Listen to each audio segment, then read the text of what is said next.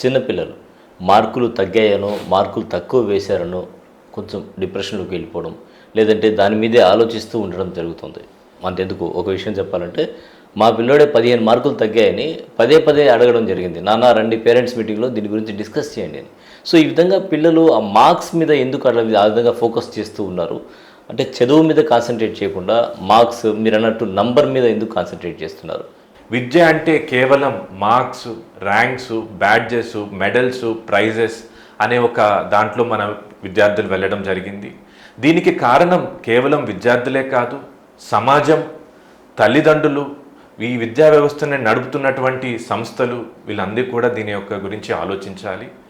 ఈ యొక్క ఏదైతే ఎక్కువగా ఈ మార్క్స్ గురించే పిల్లల్ని మనం ఫోకస్ చేయడం, ర్యాంక్స్ గురించే ఫోకస్ చేయడం, వాళ్ళ యొక్క నిజమైన కష్టాన్ని గుర్తించకపోవడం, వాళ్ళు పెడుతున్నటువంటి ఎఫర్ట్స్ని గుర్తించకపోవడం, ఏదైతే వాళ్ళు ఇస్తున్నటువంటి అటెంప్ట్స్ కంటే కూడా వాళ్ళ యొక్క మార్క్స్కి, ర్యాంక్స్కి మనం ఎక్కువ ప్రయారిటీ ఇవ్వడం వలన ఒక్క మార్క్ తగ్గినా, ఒక్క ర్యాంక్ తగ్గినా, లేదంటే ఒక బ్యాడ్జ్ మిస్ అవుతుందన్నా నన్ను ఇంకా సమాజంలో గుర్తించరు, మా తల్లిదండ్రులు నన్ను గౌరవించరు, మా తల్లిదండ్రులు నేను అనుకున్నది నాకు చెయ్యరు అనే ఒక భావన నేటి తరం విద్యార్థుల్లో కలగడం వలన ఏ ఒక్క మార్కు, ఏ ఒక్క ర్యాంకు తగ్గినా కానీ చాలా ఇబ్బంది పడుతున్నారు.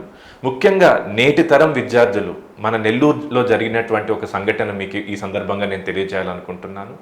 మన నెల్లూరులో ఉన్నటువంటి ఒక స్కూల్లో ఒక విద్యార్థి 10th క్లాస్ ఎస్ఎస్సిలో టాప్ రావడం జరిగింది.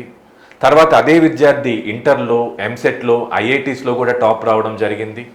అలా ఐఐటీలో టాప్ వచ్చినటువంటి ఆ విద్యార్థి దేశంలోనే ప్రతిష్టాత్మకమైనటువంటి ఐఐటి కళాశాలలో జాయిన్ అవ్వడం జరిగింది. అక్కడ కూడా ఫస్ట్ ఇయర్లో మంచిగా ఫస్ట్ ర్యాంక్ సాధించడం జరిగింది.